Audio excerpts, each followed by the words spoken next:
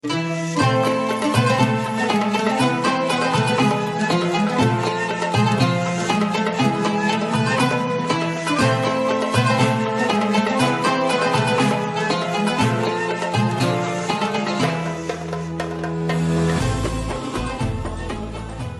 nderuar dëgjues të radios Fati, të nderuar ndjekës të radios Fati, me qenë se jemi në muajin e begatë të Ramazanit dhe si çdo herë në emisionin tonë Bisedat e Ramazanit, flasim me tema të ndryshme, kemi të ftuar të ndryshëm, por kësaj here kena dashur të bëjmë një koncept pak më ndryshe, duke ditur se gjithmonë flasim për shëndetin e njerëzit në mënyrën shpirtërore, shëndetin e njerëzit gjatë muajit të agjerimit, dhe sot pikërisht kena dashur të flasim për këtë muaj të begatë të agjerimit, përsëri për njeriu ku në qendër të vëmendjes është njeriu me dimensionet e tij të shumta, dhe megjithëse kena shumë dimensione të shumta, sot kena pas dëshirë dhe falenderojmë Niko Qirin, drejtorin e shtëpisë të shëndetit në Olqin, doktor Kreshnik Mustafen, që pranoi ftesën që të jetë pjesë e emisionit tonë Biseda Ramazani në frekuencat e radios Fati, por edhe në media sociale të radios ne dëshirojmë që të flasim, të zhvillojmë pak njohuri të reja rreth vendit tonë, rreth vendit tonë dhe rreth të rejave të cilat neve duhet të jemi të informuar për të ecur sa më përpara dhe për të qenë sa më të ditur dhe sa më të udhëzuar në këtë botë. Drejtor, faleminderit që pranot ftesën të ishit pjesë e radios Fati. Ju faleminderit mirë se na keni ardhur. Ju falenderoj për vizitën tonë shtëpisë së shëndetit dhe ju shprehi falenderimin që keni gjetur kohë dhe mundësi që sadopak t'i shprehim edhe ne sa i përket anës mjekësore, ato mendimet dhe vlerësimet për këtë muaj të madhëroshëm. Me qenë se flasim që njeriu përben nga dy substanca kryesore, trupi dhe shpirti, besimtarët në këtë muaj të begatë të Ramazanit natyrisht që i kushtojnë vëmendje, natyrisht më shumë dhe shpirtërore, por edhe jashtë muajit të Ramazanit natyrisht që ato i kushtojnë vëmendje edhe trupit të tyre, shëndetit të tyre, duke pasur mundësinë që të udhëzohen në shtëpinë e shëndetit për të kuruar, për të hekur ato vezvese apo ato gjëra që ato i mundojnë në këtë jetë. Si është frekuenca gjatë muajit të Ramazanit, të flasim në shtëpinë e shëndetit apo jashtë muajit të Ramazanit, duke ditur që të marrim edhe informacione se deri në cilat aspekte munden ato që të marrin informacione apo të marrin shërbime nga shtëpia e shëndetit në këto momente. Edhe herë ju falenderoj. Dihet qendra shëndetësore e Ulqinit frekuentohet gjatë një muaji të flas nga 15 deri në 17.000 pacient. Domethënë gjatë një muaji qendrën tonë shëndetësore e vizitojnë 15.000 deri në 17.000 pacient. Përbëhemi nga qendra jonë shëndetësore kryesore këtu në Ulqin dhe qendra stacionare e cila gjendet në anë të malit në Katërkollë. Shtëpia jonë e shëndetit përmban një numër të madh specializimeve, të cilët i takojnë sistemit primar, por frekuentimi më i madh është mjekësia e familjes. Dihet që gjatë muajit të Ramazanit kemi një rënje të numrit të pacientëve. Besoj që edhe pacientët fillojnë edhe ato në mënyrë tani edhe në mënyrë të vetëdijshme të bëjnë atë çka mjekësia e kërkon, ato tani fillojnë të aplikojnë gjatë muajit të Ramazanit. Domethënë fillohet dhe bëhet kontrolli, dieta ushqimore, fillojnë dhe më shumë mbajnë ato si tani edhe shkenca ka arritur dhe ka vlerësuar, ku shkencëtari i njohur japonez ka fituar edhe çmimin Nobel, që domethënë me temën e mbrojtjes autofagi, domethënë ku ditë për ditë po bëhet në botë dhe në botën moderne është bërë edhe një si trend të moshët e reja, ku arrihet dhe domethënë disa orë, 12 orë, 8 orë, njerëzit nuk konsumojnë ushqim me qëllim që të përrrinë dhe të përmirësojnë shëndetin. Dhe kjo dietë ku pra autofagi e quajtur, ku trupi fillon në fillim konsumon lipidet, yndyrnat dhe më vonë shikon qelizat, fillojnë të bëjnë rikuperimin e qelizave aty proteinave të cilat nuk janë aktive, nuk janë në nivelin e qelizave tjera. Gjatë kohës së agjerimit, gjatë kohës së dietë kur nuk ngrejnë, domethënë kur nuk konsumojnë ushqim, atëherë ato që qelizat fillojnë të eliminojnë qelizat proteinat në qelizë, të cilat nuk janë të mira dhe fillojnë të arrihet të bëhet rikuperimi gjatë kësaj periudhës kohore ku organizmi shpenzon pra lipidet dhe fillon e rikuperon vetveten. Edhe kjo është bërë edhe e njohur edhe në mbar botën. Në shtëpinë tonë të shëndetit gjatë kësaj periudhe pra nuk kemi frekuencë të madhe, dihet javën e parë, 10 ditë e para. Organizmi duhet ta ketë atë fazën e adaptimit, domethënë duhet të fillojë të adaptohet kësaj lloji diete, e cila në fenë islame quhet algjerim. Dhe për atë gjë tani shkenca vërteton një gjë e cila para 1400 vjetëve ka filluar të aplikohet. Dhe në ditët e sotme kemi filluar që shkenca, domethënë njeriu ka marrë edhe çmimin Nobel me anë të këtyre teorive.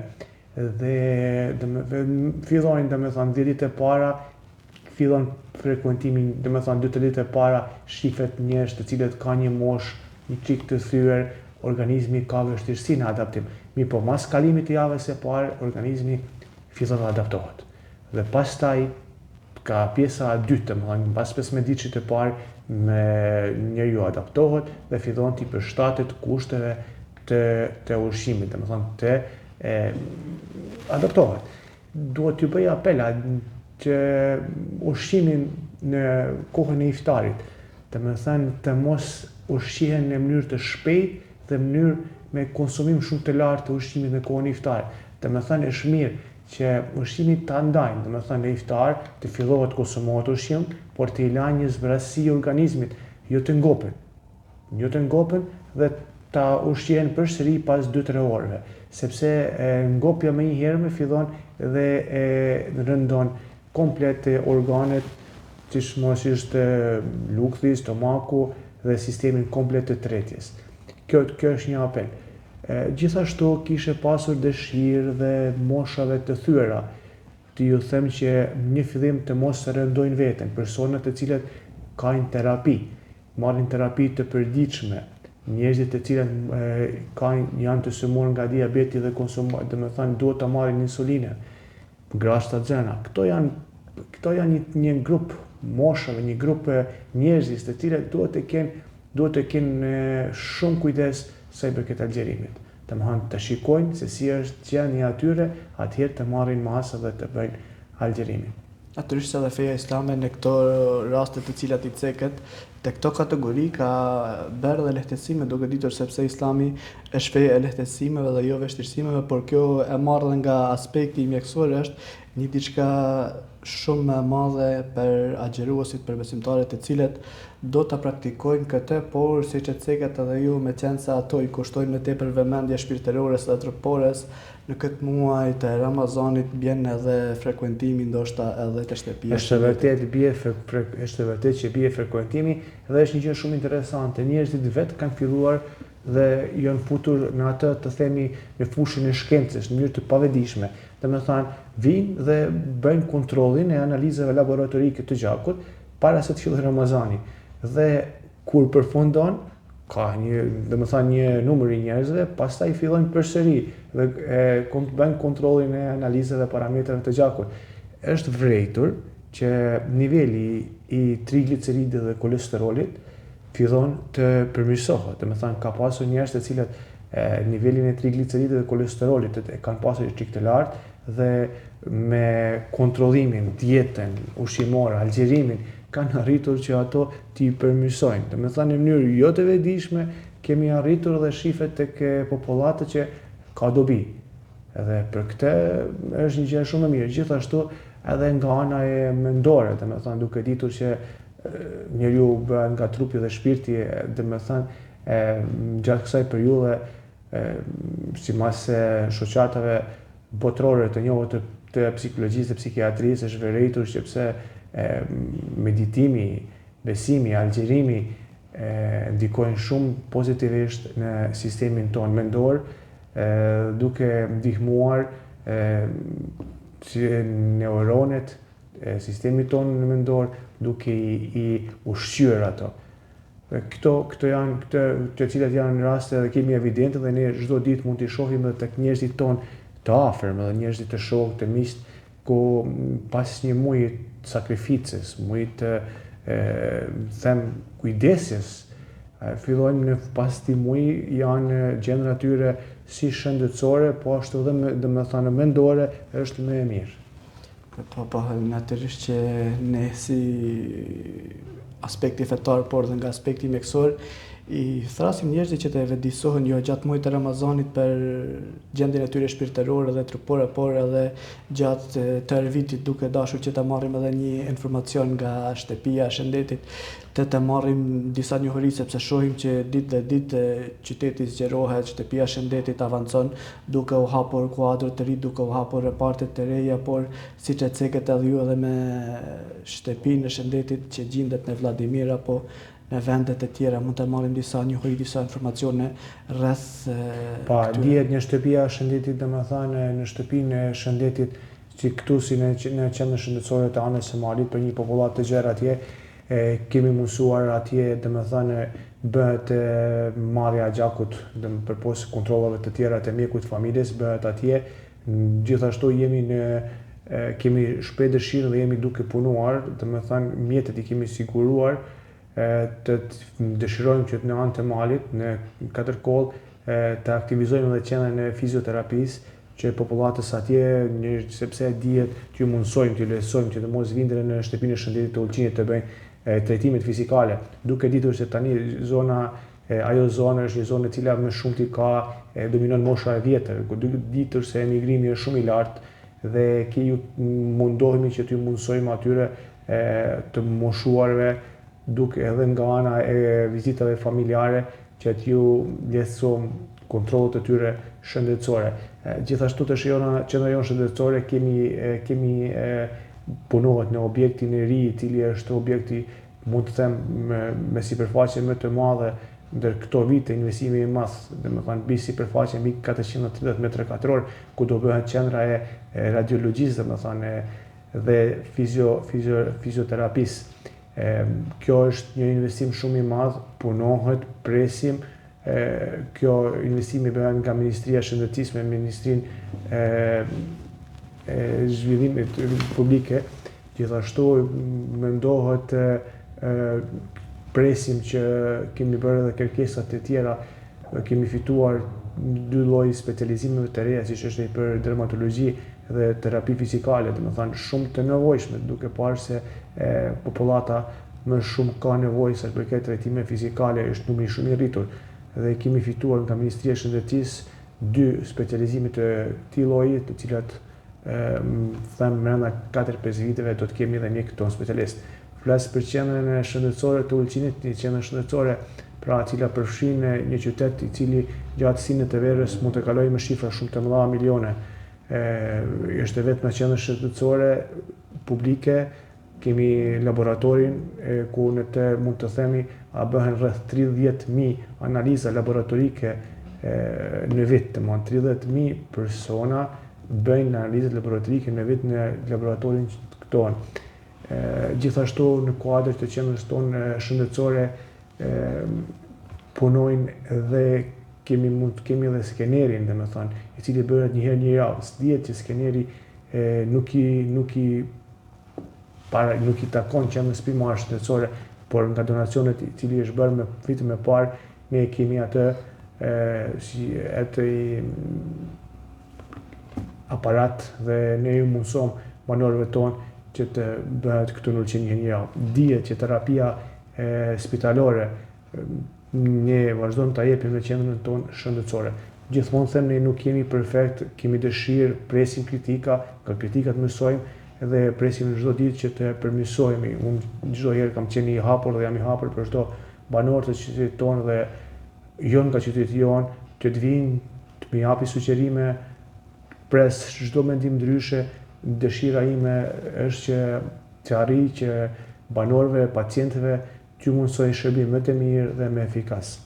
Me qenë se e fillu të kritikat, unë dëshiroj që mos të them kritika, por me qenë se jeni ju tani protagonist në emisionin Bisedat e Ramazanit, na gjithmonë marrim këshilla kritika, cila do të ishte kritika jote për ndjekësit e radios Fati, duke kritik në thojza e mirë për përmirësimin e vetes së tyre, shëndetit të tyre, po ashtu edhe për mirëmbajtjen e sistemit shëndetësor gjatë tërë vitit, gjatë gjithë kohës. Unë gjithmonë aplikoj kam atë mendim që pse mendoj një mjeku dhe pacienti duhet të kemë bashkëpunim.